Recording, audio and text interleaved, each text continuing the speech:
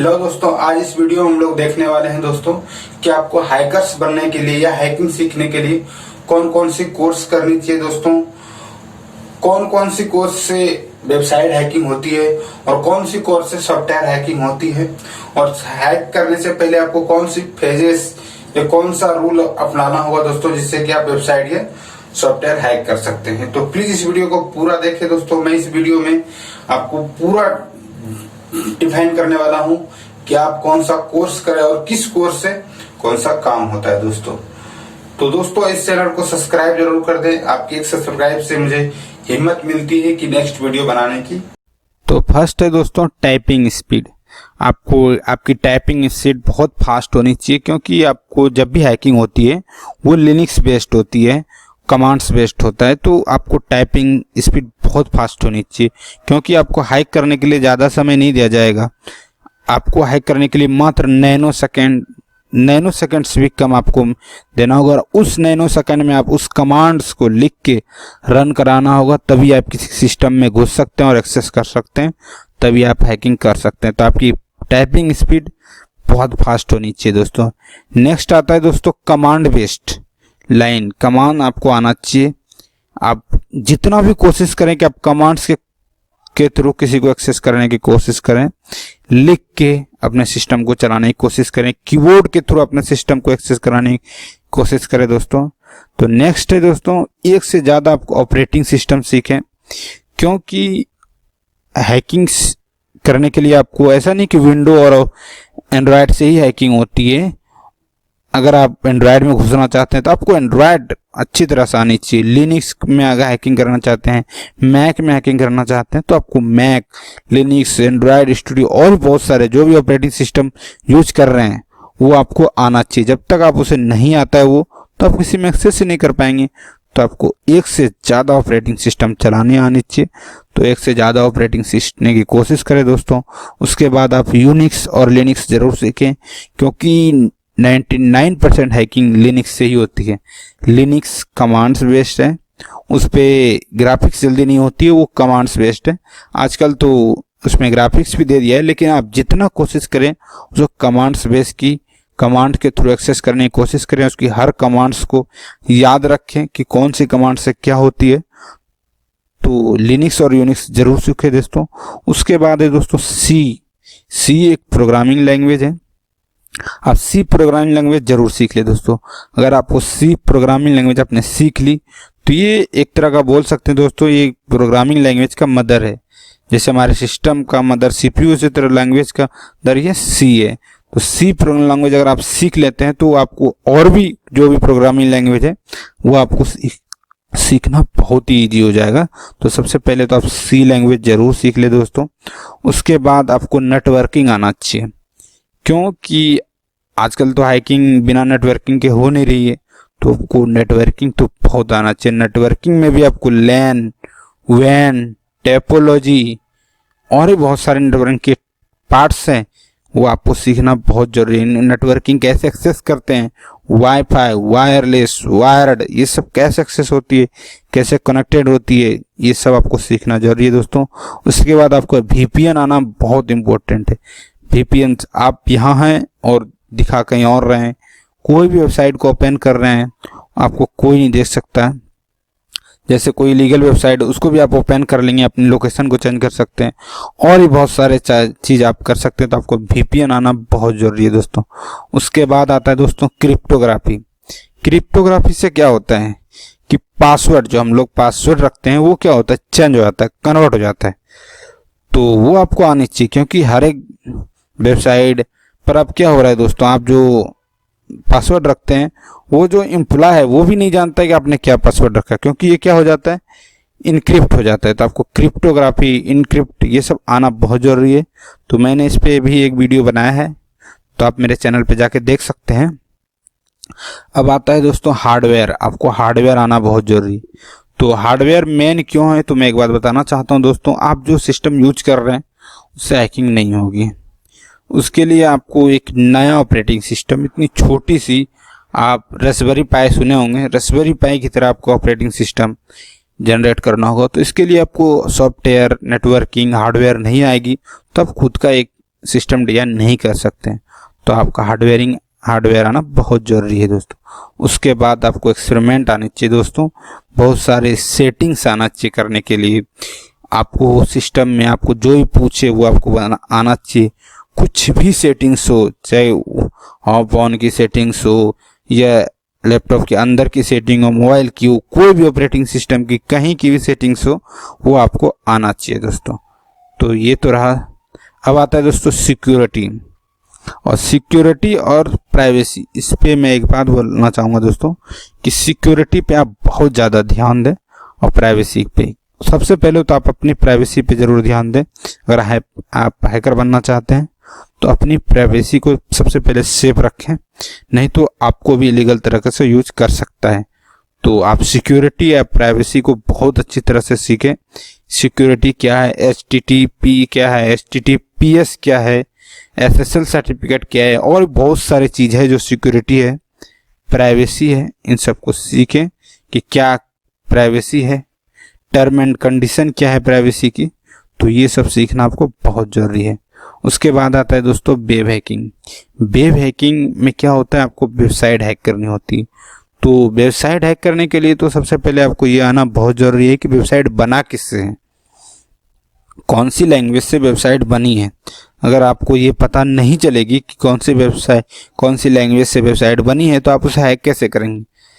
तो आपको वो वेबसाइट लैंग्वेज आना बहुत ज़रूरी है कि कौन सी लैंग्वेज से वेबसाइट बनी है। आपको वो पता चल जाए तभी तो आप उसमें, हैकर क्या करते हैं दोस्तों, अपना कोड उसके कोड में रन करा देते हैं और वो एक्सेस हो जाता है, हैक हो जाती है। तो वो क्या करते हैं, तो उसके लिए आपको वेब लैंग्वेज, अगर आपको वेबसाइट हैकिंग करनी है तो आपको वेबसाइट लैंग्वेज सीखनी होगी, जैसे HTML CSS जिसके जरिए की वेबसाइट डिजाइन होती है। तो HTML CSS का ट्यूटोरियल भी मेरे वेबसाइट पे मिल जाएगी, आप जाके देख सकते हैं। उसके बाद है दोस्तों जावा स्क्रिप्ट। तो HTML CSS जावा स्क्रिप्ट के थ्रू तो हम स्टैटिक वेबसाइट डिजाइन करते हैं दोस्तों।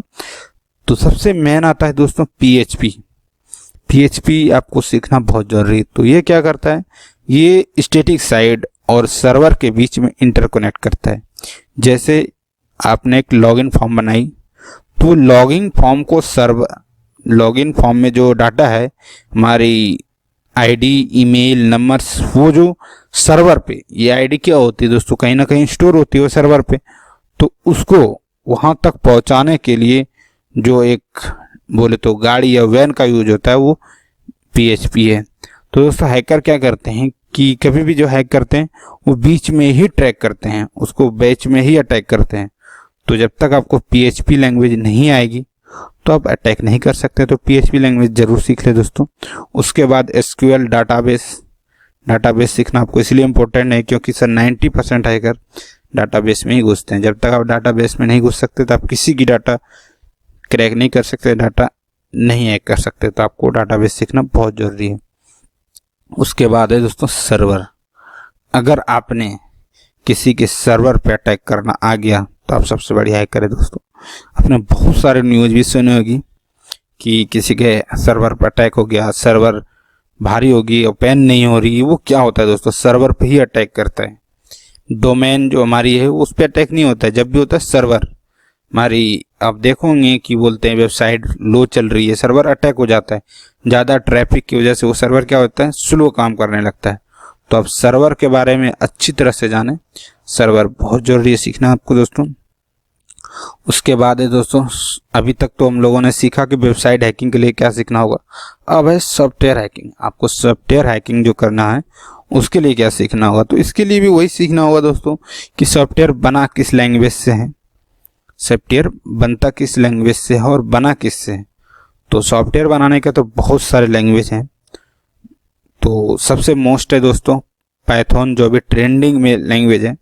पाइथन सीखना आपको, अगर हैकिंग है, हैकर भी बनना चाहते हो तो आपको पाइथन बहुत ज़रूरी सीखना होगा क्योंकि यह बहुत पावरफुल लैंग्वेज है। तो आपको हैकिंग सीखना बहुत जरूरी, पाइथन लैंग्वेज सीखना दोस्तों बहुत ज़रूरी है। तो आप पाइथन लैंग्वेज जरूर सीखें दोस्तों। रूबी, जावा आपके लिए बहुत इंपॉर्टेंट है दोस्तों, क्योंकि मैं आपको बताना चाहूँ कि 90% अभी भी सॉफ्टवेयर जावा से ही डिज़ाइन होती है।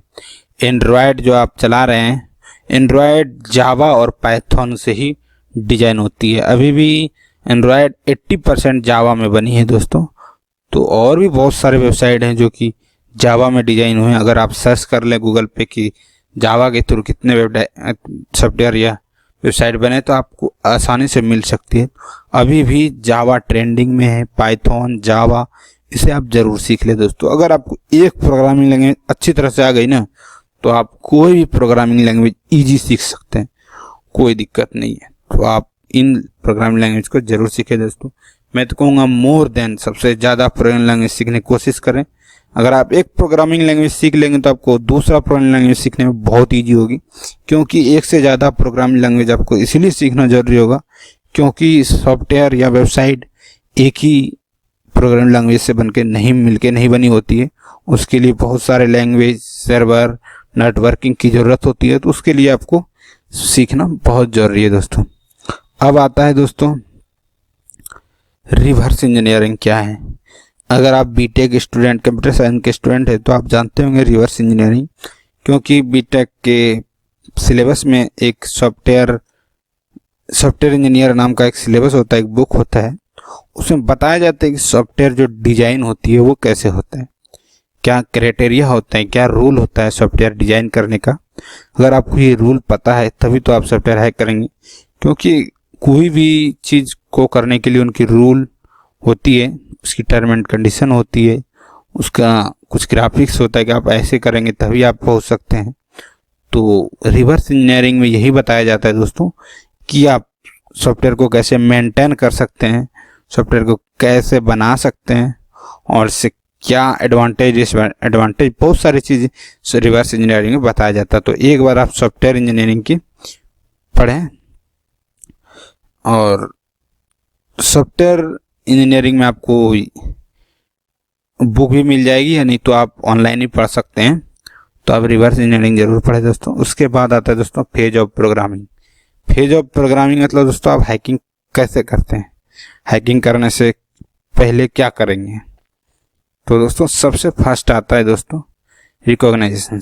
ये क्या आता है दोस्तों, जिसको भी आपको हैक करना है, जैसे कोई वेबसाइट को, सॉफ्टवेयर को, उसका पूरा जानकारी, उसका डिटेल इकट्ठा करना कि वो किससे बना है, कौन सी लैंग्वेज से बनी है और क्या यूज हुआ है, ये आपको इकट्ठा करना है, रिकॉग्नाइजेशन कहलाता है दोस्तों। सेकेंड है दोस्तों स्कैनिंग। अभी तक तो आपने इकट्ठा कर ली, अब उसको स्कैन करना है दोस्तों। स्कैन यही करनी है, पूरे वेबसाइट को आपको चेक करनी है कि उसमें कहीं फॉल्ट तो नहीं है। जब तक आप फॉल्ट नहीं ढूंढेंगे तब तक आप उसमें अपना कोड रन नहीं करा पाएंगे। तो मैं आपको बता देना चाहता हूँ कि अभी भी गवर्नमेंट बड़ी बड़ी वेबसाइट जो फेसबुक है, गूगल, अभी लाखों रुपए देने के लिए तैयार हैं अगर आप एक बग ढूंढे दोस्तों। तो अगर आप स्कैनिंग करना आपको अच्छी तरह से आ गया, ऐसे नहीं कि हैकिंग से आप बहुत तरीके से पैसे कमा सकते हैं। आजकल बहुत कंपनियां सिर्फ बग ढूंढने के लाखों रुपए देने के लिए तैयार है दोस्तों। तो अब स्कैनिंग करना होगा दोस्तों। उसके बाद आता है दोस्तों गेनिंग एक्सेस। अब आपको पता करनी होगी कि हम इसे एक्सेस कैसे कर सकते हैं।